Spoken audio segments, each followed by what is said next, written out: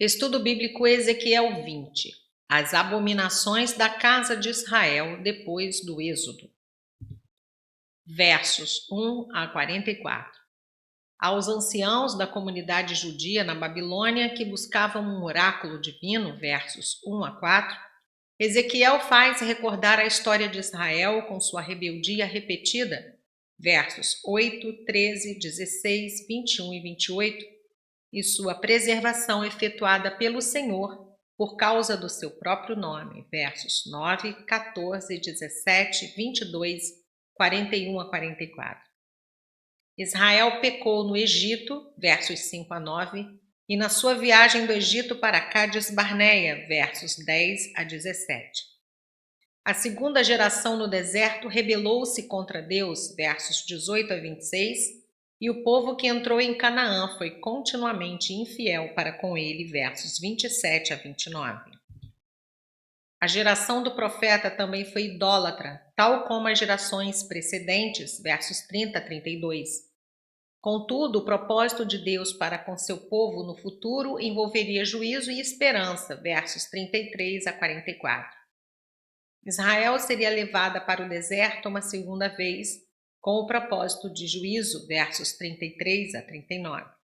Então, depois que a idolatria fosse arrancada e a verdadeira adoração fosse possível, o Senhor seria conhecido pelas nações e por um Israel que odiaria o seu passado, versos 40 a 44. Verso 1, sétimo ano. Julho-agosto de 590-591 a.C., 11 meses depois da última data mencionada, capítulo 8, verso 1. Verso 4. Julgá-los-ias. Deus está convidando seu servo a anunciar o julgamento divino contra os representantes daquela nação pecaminosa. O conteúdo desse capítulo é como um processo jurídico contra a nação, no qual as acusações seguem o curso da história nacional. A data do discurso seria por volta de julho de 591 a.C., verso 1, 4 anos antes da destruição de Jerusalém. Verso 5. A data da fundação da nação israelita se conta desde o Êxodo, não obstante a vocação de Abraão ter existido 500 anos antes. A resistência que Moisés suportou da parte do seu próprio povo mostra que a influência do Egito ultrapassou a dos patriarcas, versos 6 a 8. Verso 6. A qual mana leite e mel. No Pentateuco, essa expressão aparece 15 vezes, como por exemplo em Êxodo 3, verso 8. Verso 9. O que fiz foi por amor do meu nome. O nome representa o que Deus é e tem revelado ser. Se ele não tivesse retirado seu povo do Egito, as nações poderiam acusá-lo de fraqueza. Números 14, versos 13 e 16, Deuteronômio 9, 28. Seu nome é profanado quando os homens armazenam pensamentos a respeito dele ou lhe atribuem feitos inconsistentes com o seu caráter santo e único. Verso 39, capítulo 36, versos 20 a 22. O oposto de profanar é santificar, que é reconhecer o Senhor como o único Deus verdadeiro em todos os setores da vida e viver de modo condizente. Verso 11. Viverá por eles. A lei de Deus não é um jogo, mas sim um alívio para guiar o povo em caminhos de saúde física, mental, política e espiritual. Enfim, para conceder a plenitude da vida em todos os aspectos. João 10, 10. Verso 12. Eu sou o Senhor que os santifica, isto é, eu os separei dos outros povos e os consagrei para mim mesmo, por causa do zelo pelo seu nome, verso 14, e por causa da piedade pelos pecadores, verso 17. O Senhor poupou a segunda geração. Verso 15. Leite e mel. Alimentos dos mais completos e valiosos. O leite contém todos os alimentos necessários para a vida. O mel serve como remédio e como algo de doce sabor. Nota homilética. Verso 20. Sinal. Houve uma época na qual as autoridades inglesas exigiam que os que vinham receber seus vencimentos de auxílio por desemprego tinham de comparecer cada vez num dia e horário diferentes, como prova de que não assumiram outros compromissos. Da mesma forma, o estar sempre disponível para as coisas de Deus no dia do descanso marcado é um sinal de que o homem não se deixou iludir pelos prazeres e ambições do mundo, tais como usar esse dia para passeios, para horas extras de serviço ou para tagarelices vãs entre os familiares e os vizinhos. Versos 23 a 26. Os pecados eram punidos de duas maneiras, com a ameaça da dispersão depois de entrar em Canaã, versos 23 e 24, e castigando-os, versos 25 e 26. Verso 23. Espalhá-los. A ameaça do exílio já existia antes mesmo de o povo de Israel entrar na terra prometida. Levítico 26, versos 32 a 35, Deuteronômio 28, de 64 a 67 e Salmo 106, verso 26. Moisés predisse que eles se rebelariam contra o Senhor uma vez que entrassem na terra, Deuteronômio 31, versos 27 e 29. Verso 25. Também lhes dei estatutos que não eram bons. Aqui o Senhor não está falando da lei que era boa, versos 13, 12.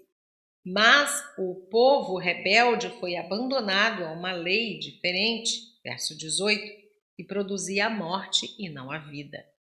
É parte do governo moral universal do mundo que o efeito da desobediência e a negligência da graça leve o pecador ao pecado maior. Verso 26. Deus permitiu que incorressem no crime de oferecer a fogo tudo o que abre a madre, primogênitos. Versos 31, 16 a 21 e 23 a 37, a fim de que soubessem que eu sou o Senhor. Ezequiel parece considerar a prática do sacrifício de criancinhas no antigo povo de Israel como uma perversão de suas leis acerca dos filhos primogênitos. Êxodo 13, 1, 11 a 16, 22, verso 29, 34, 19 e 20, Números 18, versos 15 e 16. Todos os primogênitos pertenciam ao Senhor, mas os filhos não deveriam ser sacrificados. Versos 27 a 29. Na terra. As acusações dos versículos anteriores referem-se à época quando os israelitas viajavam pelo deserto depois da saída do Egito. Aqui, agora se vê como se comportavam dentro do território prometido aos seus antepassados. Verso 28. O culto cananita sobre os lugares altos e sobre as árvores foi adotado por Israel. Foi condenado por Amós, capítulo 4, verso 4, 5, verso 21, por Oséias, capítulo 6, verso 6, 8, versos 11 e 13, por Jeremias, capítulo 2, verso 20, 3, verso 6, Ai ofereciam os seus sacrifícios. Verso 29, lugar alto, em hebraico, Bamar, que significa qualquer lugar ao ar livre usado como santuário da idolatria. No versículo há um trocadilho, pois Ba significa vir e Mar significa que. Verso 31. Consultaríeis. O conceito popular de consultar um profeta era pedir a solução para um problema específico, a resposta a uma pergunta levantada pelo consulente. 1 Samuel 9, versos 4 a 6. Aqui, porém, Deus logo revela que o verdadeiro problema é o caráter dos líderes de Israel e que, na realidade, é Deus quem escolhe tanto as perguntas que faz ao íntimo de cada homem, como pronuncia respostas eternas para cada caso. Verso 32. Como as nações. Às vezes, a apostasia dos israelitas surgia da imitação inconsciente dos costumes de Canaã, como no caso dos lugares altos que frequentavam, às vezes sem intuito de idolatria. Além disso, houve também várias alianças políticas pelas quais a idolatria deliberadamente se estabelecia em Israel. A mais insidiosa tentação é aquela que sugere o simples conformismo aos falsos ideais de nossos vizinhos e familiares. Verso 35. Deserto dos povos. Talvez não um deserto material, mas uma condição árida, dispersos entre as nações. Verso 37. A disciplina da aliança. A antiga aliança tinha deveres legais, a nova aliança tem as exigências do amor. Verso 40. Santo Monte. Jerusalém, especialmente a área do templo. Me agradarei. O povo que voltaria mais tarde para Jerusalém seria um povo dedicado e aceitável. Os demais já ficariam separados, verso 38, pelo desejo de gozar a prosperidade da Babilônia, perdendo assim as promessas que pertencem aos verdadeiros descendentes de Abraão. Verso 42. Eu sou o Senhor. Israel conhecerá o Senhor como Deus a ser honrado e servido quando ele cumprir suas promessas antigas feitas aos seus pais da restauração da terra. Verso 44. Eu sou o Senhor. O povo verá que através de todo o seu passado, o Senhor, por amor ao seu nome, lidou com eles com misericórdia e não como mereciam. Isaías 45. Os versículos 40 a 44 apontam para o capítulo 40 e seguintes. Verso 47. Sul. Refere-se ao Neguebe e ao território de Amon, alvos da invasão de Nabucodonosor. Verso 49. Proferidor de parábolas. Ezequiel ressente-se do fardo de ser considerado falso profeta, cujas predições nunca se cumprem.